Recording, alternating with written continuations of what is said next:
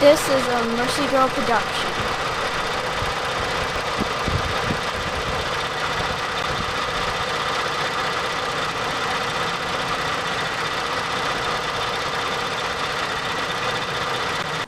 Folks, Mac T here, and we have a Moog Problem Solver R-Series control arm. Okay, and this is the right hand or passenger side lower control arm, and the Moog part number, of course, is RK620486.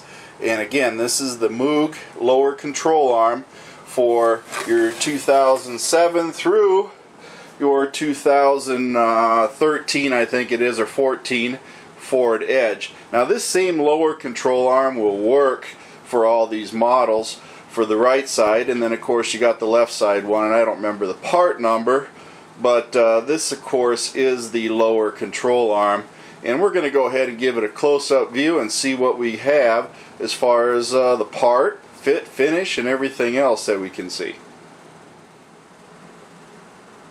Now, as you can see, we get the bag open, and we can of course get the part out, and as you can see, it is a pretty big part that's going to your 2007 through 2014 Ford Edge.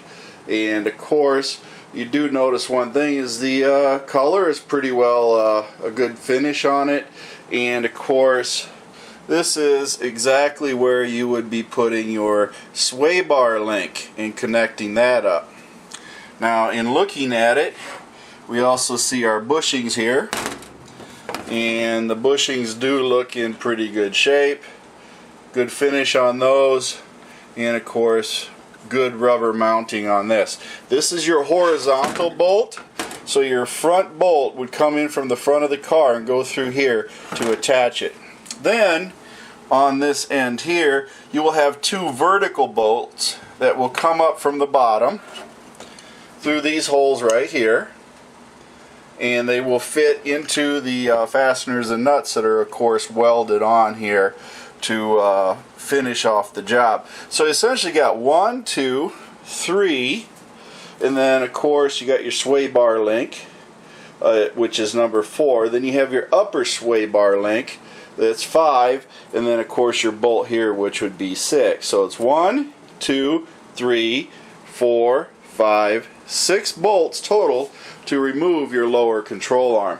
Now this lower control arm, of course, is made out of aluminum. It is not made out of steel. And of course, I have had the unfortunate part of having to actually cut this off when the bolts broke off into this hole. So I basically had to remove that. But again, you got your pressing finish right here that you're going to have as far as your bushings go.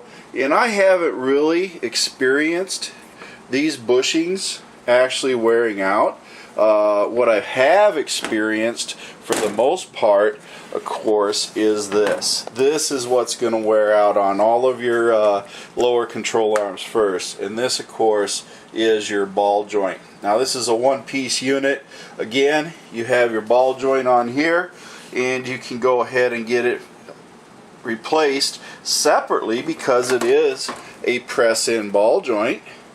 It doesn't come with any type of grease fitting or anything like that on it, but you can replace just this ball joint here, pressure fitting it out. But my experience has always been, and I've replaced, I think it is 3 of them all together, is that a lot of times $70 you buy the whole unit, you get new bushings and everything else. So I just replace that because you basically, in order to get this ball joint off, you have to remove the lower control arm almost anyway in order to press this off because of the strut and everything else that's in the way. So a lot of times I find it's just easier to remove the whole control arm and then reinstall a new lower control arm than it is just try to press this thing out. And it's only about, what, $25 for this, and you probably spend another $60 or $40 and you got a whole new lower control arm. So I go that route when I do it, and I replace it that way. But as far as the lower control arms go, when you do replace this lower control arm right here, when you replace it, go to Ford, buy the OEM bolts for this and for these two. The reason I say this is because once they are released and once you take them off, you're going to notice they're rusty. Do not put these rusty bolts back on. I reused the bolts here. I ended up having to use a sawzall and cut this bracket off in order to replace it the last time. So get the new bolts here and the new bolts here. It might cost you another $10, $15, but you start out with fresh bolts and you don't have to worry about them breaking off and rusting and everything else. So in the long run, you end up with a full complete unit and you end up with fresh bolts, fresh lower control arm, and of course a fresh ball joint. I think I ran about 60 to 80,000 miles on the ball joints before they fail. Would like to see something a little bit better, materials on the ball joints, but you know, for me that's about a year's worth of driving. So I have to replace these things once a year based on the number of miles I drive, because I drive about 60,000 miles a year. So as far as a Ford Edge lower control arm, this is my review of the Moog lower control arm. And I hope it helps, and I hope you'll all get to see me put another one in, which I'm sure I will in the future.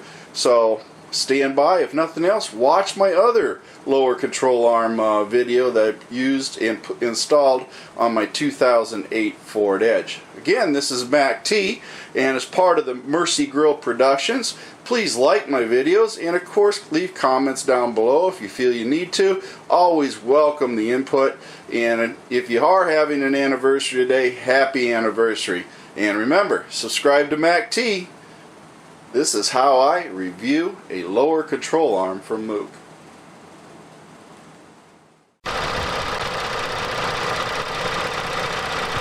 Thank you for watching, and remember to like my videos and subscribe to Mac T.